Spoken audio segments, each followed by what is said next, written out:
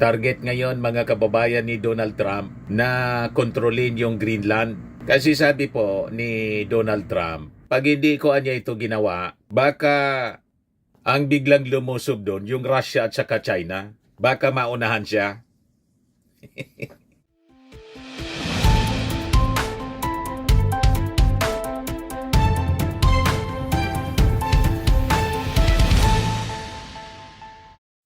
Hello po mga kababayan, si Dante Maravillas. Para may iba naman tayo ng kwento, doon naman tayo sa ibang bahagi ng ating mundo. May bagong agenda mga kababayan si US President Donald Trump after na kalad ka rin si Venezuelan President Nicolas Maduro. Target ngayon mga kababayan ni Donald Trump na kontrolin yung Greenland. Kasi sabi po ni Donald Trump, pag hindi ko anya ito ginawa, baka ang biglang lumusob doon yung Russia at saka China. Baka maunahan siya.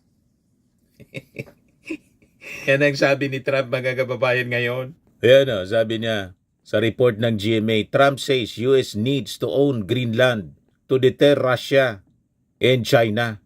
Sabi ko sa inyo, this is prophecy in action. There will be wars and rumors of wars mga kababayan. Pero sabi sa Word of God, do not be troubled, for all these things must come to pass. But the end is not yet. Hindi pa man po pala katapusan. Nagsisimula pa lang mga kababayan. Hindi pa man katapusan ng mundo. O diba? Yan, sabi dito sa report ng Al Jazeera, Trump threatens to take Greenland the hard way, citing Arctic strategy. Danish PM warns US armed action in Greenland could destabilize NATO and threaten Arctic security cooperation. Yan po yung Greenland mga kababayan. Yan ang map ng Greenland na matatagpuan po sa Northern Hemisphere. Ang may control mga kababayan ng Greenland, yung Danish government, Denmark. Pero noon, under the protection siya dati mga kababayan ng Amerika. So sabi dito sa report ng Al Jazeera, the United States President Donald Trump has threatened to take Greenland, whether the self-governing territory of Denmark likes it or not, saying it is strategically important in the Arctic region anya. Ayon kay Trump, kailangan gawin niya daw to take over Greenland to prevent Russia or China from occupying it, and accused the Danish authorities of failing to adequately secure the waters around Greenland, a claim rejected by local politicians. So sabi ni Trump, we are going to do something on Greenland, whether they like it or not, because if we do not do it, Russia or China will take over Greenland. And we are not going to have Russia or China as a neighbor. Sabi mga kababayan ni Trump sa kanyang press con, pag inoccupyan niya ng Russia or ng China ang Greenland, magiging neighbor na namin yung China o Russia. Yun ang apprehension mga kababayan ni Trump. Ito pakinggan natin yung pakikipag-usap niya sa mga reporters. Fox News po. I'm not talking about money for Greenland yet. I might talk about that, but right now we are going to do something on Greenland, whether they like it or not, because if we don't do it, Russia or China will take over Greenland, and we're not going to have Russia or China as a neighbor.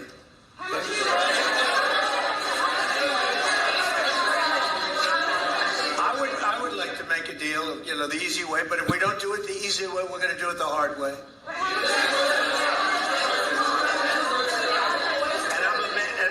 I'm a fan of Denmark too. I have to tell you, Gagamit siya ng puwersa pag hindi pumayag yung Denmark. Yan ang ibig sabihin ni Trump. Sure, we had lots of boats go there also, but we need that because if you take a look outside of Greenland right now, there are Russian destroyers, there are Chinese destroyers and bigger, there are Russian submarines all over the place. We're not going to have Russia or China occupy Greenland, and that's what they're going to do if we don't. So we're going to be doing something with Greenland, either the nice way or the more difficult way.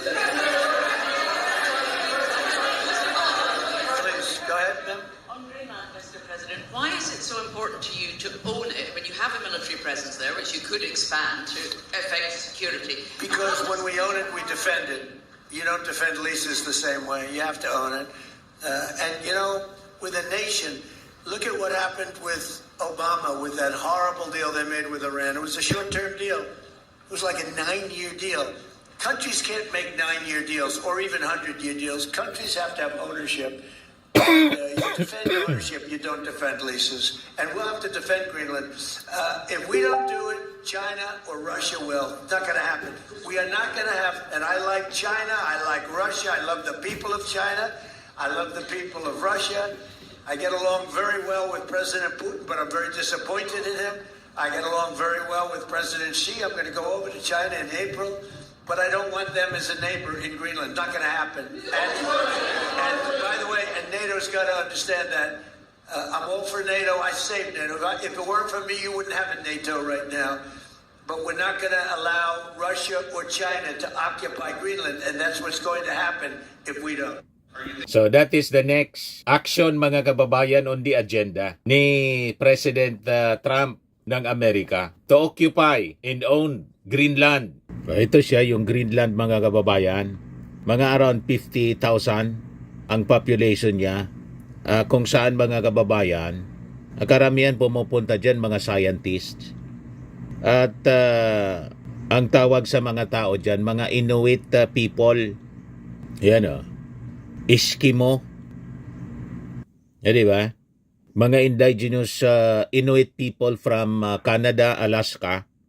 Yan ang mga tao dito sa sa Greenland. Pero siya yung pinakang malaking island of ice sa North America po, continent ng North America. Autonomous territory siya ng Kingdom of Denmark. Yan ang location niya. Kung titingnan natin sa globe, Greenland. So sabi dito sa history niya, though a part of the continent of North America, Greenland has been politically and culturally associated with the European kingdoms of Norway and Denmark for more than a millennium, beginning in 986.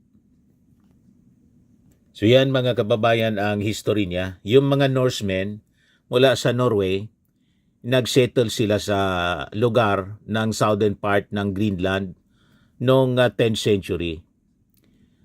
Mula sa Iceland, at yung kanilang mga descendants pumunta sa Greenland for 400 years.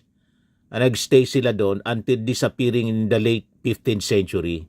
Then 13th century saw the arrival of Inuit, yung mga indigenous people mula sa Alaska and Canada.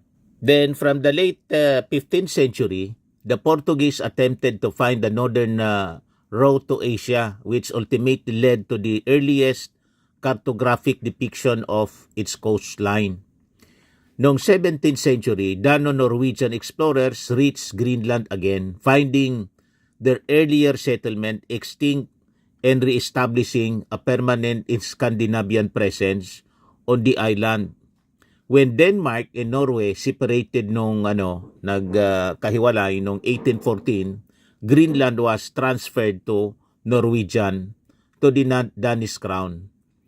Noong 1953 Constitution of Denmark ended Greenland's status as a colony, integrating it fully into the Danish state. Kaya ang tagsakop na ngayon yung Danish government. In 19th and early 20th centuries, were characterized by a Danish paternalistic policy for cautious development, ensuring that Greenland would be a profitable colony. In 1916, Denmark rights to Greenland were confirmed by the United States as part of a deal that facilitated the American purchase of the Danish West Indies. A controversy concerning a Norwegian claim to parts of Greenland ended in 1933. When the Permanent Court of International Justice founded by League of Nations ruled against Norway.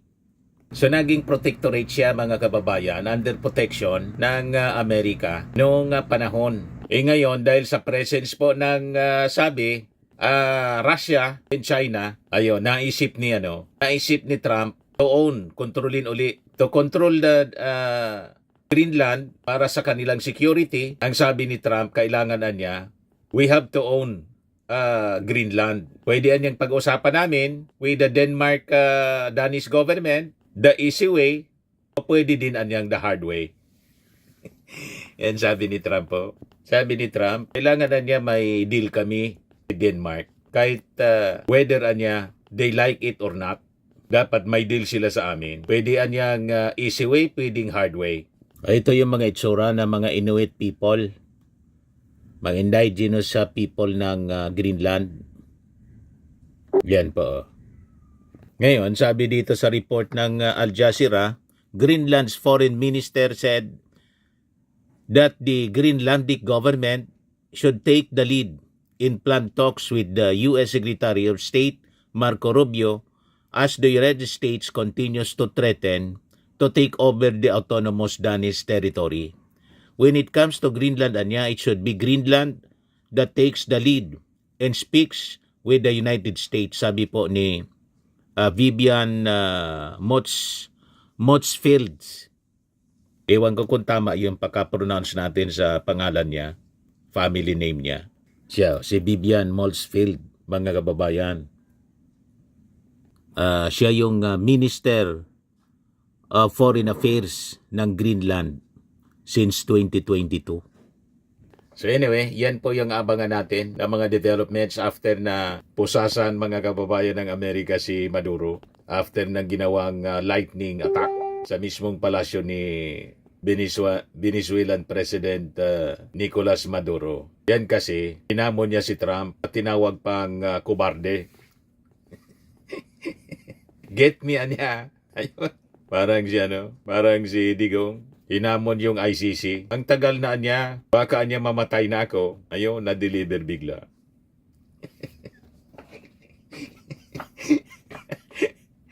Kaya mahirap yung maghamon, mga kababayan. Di ba? Pagamon si Digong. Ito yung paghamon ni Digong. Bilisan na niya ninyo yung investigasyon. Baka niya mamatay na ako. Ayun, na-deliver. Si Maduro, ganun din po. Hinamon si Trump. Come, get me anya. Ayun. Parang kidlat po. Nilusob ng Delta Force. Yung mismong palasyo niya. Pinusasan, kinaladkad mga kababayan. Pa-Amerika si Trump. O si Maduro ni Trump. Ngayon, yung Greenland. Dapat anya, we should have a deal. Pwedeng easy way or hard way. Whether anya you like it or not. Yan to deter Russia in China daw, sabi po ni Donald Trump. Ayan man lang po mga kababayan para maiba naman yung ating kwento. Lagi na lang tayo yung mga balita dito sa atin. May mga importanteng balita din galing sa ibang parte ng ating mundo. Ako po si Dante Maravillas. Bye-bye. God bless.